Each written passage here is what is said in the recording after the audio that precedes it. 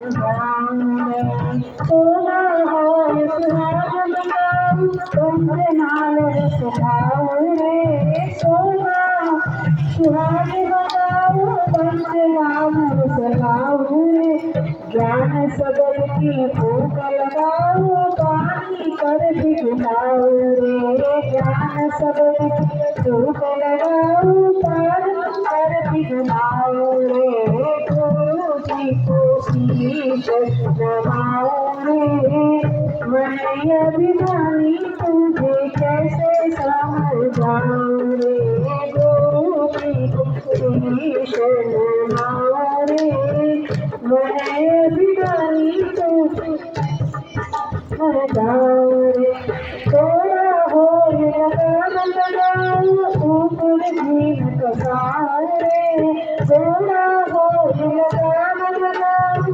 ऊपर झील कसारे होई सवार तेरे करते साबित देर चलाओ रे होई सवार तेरे करते साबित देर चलाओ रे गुरु जी मन अभिमानी तुम कैसे समझाओ रे गुरु जी को शीश नवाओ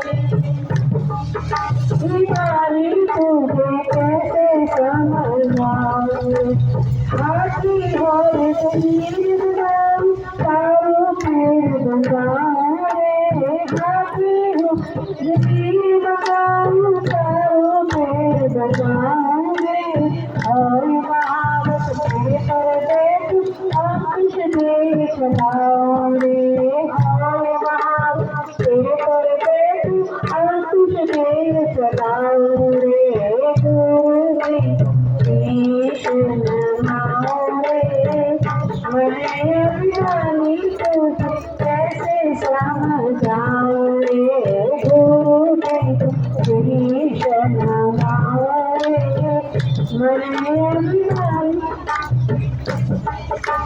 जाऊं ज्ञानी होकर ज्ञान सिखाऊं सत्य राह चलाओ रे ज्ञानी हो ज्ञान सिखाऊं सत्य की राह चलाओ रे कहत कबीर सुनो भाई साधु अमरापुर पहुँचाऊं रे कहत कबीर सुनो भाई साधु अमरापुर पहुँचाऊं रे गुरु जी शरणाओ रे मन अभिमानी तुझे कैसे समझाऊं रे गुरु जी को शरणाओ रे मन अभिमानी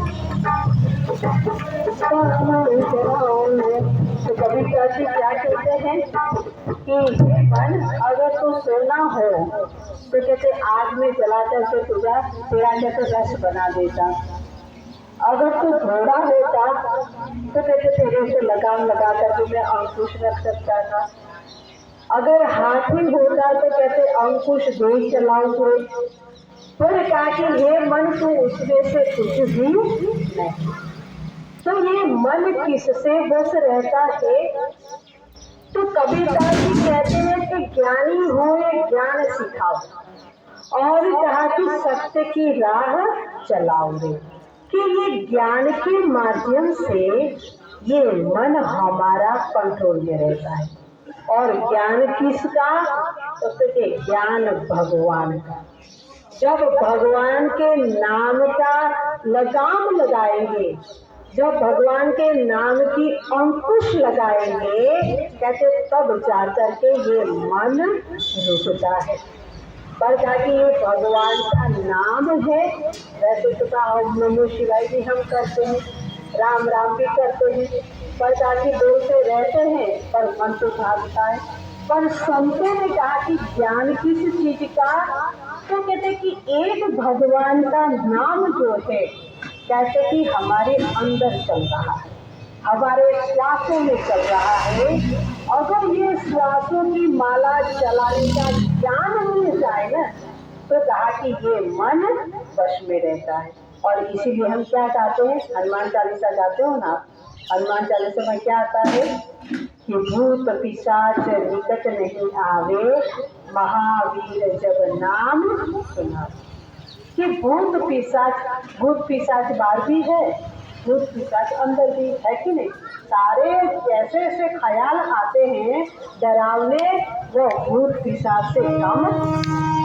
पर कहा कि महावीर जब नाम सुना, तो महावीर हनुमान जी हैं, वो नाम सुनाते हैं। देखो बहुत मर्म की बात है, और यही समझाने के लिए सत्संग रखा गया है। तो कहते भूत पिशाच निकट नहीं आवे, महावीर जब नाम। अब महावीर हो गए हनुमान जी। बाहर तो कहीं हमें नहीं मिलता ऐसा हनुमान जी की मूर्ति की फोटो जो कहा कि भगवान का नाम सुनाते। मिलता है कहीं? मूर्ति है, उसमें कोई दो राय नहीं है, फोटो है उसमें कोई दो राय नहीं है, पर ऐसे बोलने वाले हनुमान जी बाहर मिलते नहीं।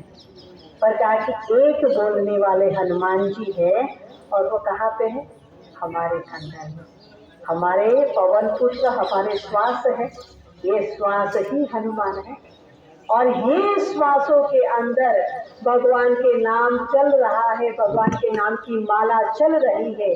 और कहते ये माला के साथ में जब आप अपने मन को जोड़ दोगे ना, फिर क्या अंदर वाला भूत पिशाच भी नहीं परेशान करेगा, और बाहर वाला भूत पिशाच भी नहीं करेगा।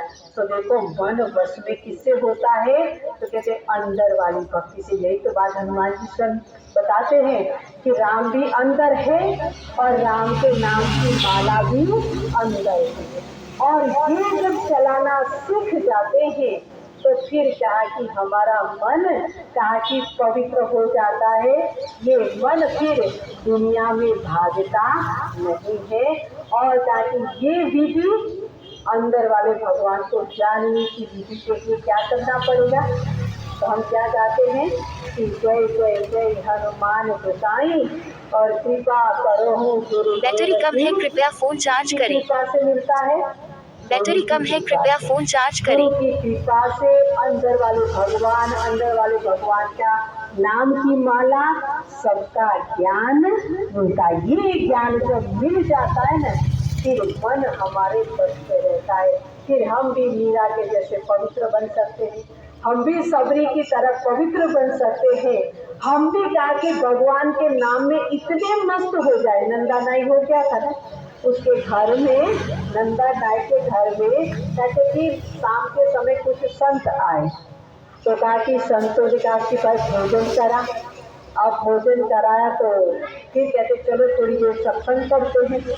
और कहा कि सत्संग किया तो पूरी रात निकल गई सत्संग में।